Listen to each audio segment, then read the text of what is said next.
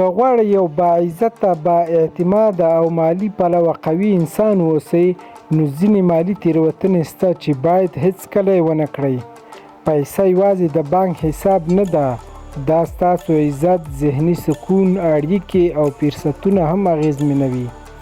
ډېر خلک سخت کار کوي خو بیا هم غریب پاتې کېږي. ولې؟ ځکه پیسې ګټل یوه خبره ده، خو پیسې ساتل او زیاتول جلا هنر دی. که د خپلو پیسو مدیریت نه کوئ نو تل به نورو ته اړتیا لرئ. دا عادتونه به تاسې غریب، کمزوري او محتاج وساتي. د متاثره کولو لپاره صرف د پرمختګ لپاره د پانګونې نه کولو په معنا نه ده. که پیسې یوازې د امیر ښکارېدو لپاره لګوئ نو هېڅکله به بډایه نه سئ.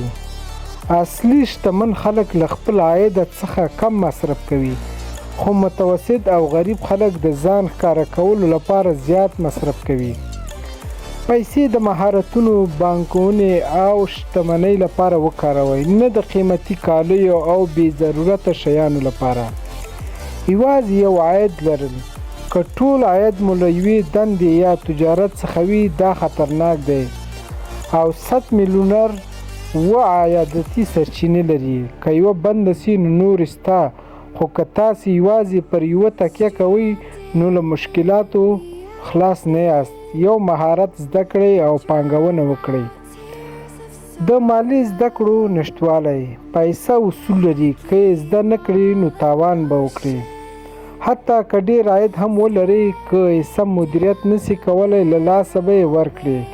کتابونه ولولئ، له کامیابو خلکو زده کړه وکړئ او عمل پرې وکړئ.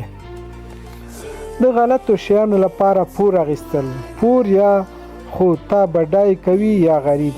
که پور د تجارت، تعلیم یا شتمنۍ لپاره وي ښه دی، خو که یوازې د لوکس ژوند یا د خلکو د خوښۍ لپاره وي دا تباهي ده.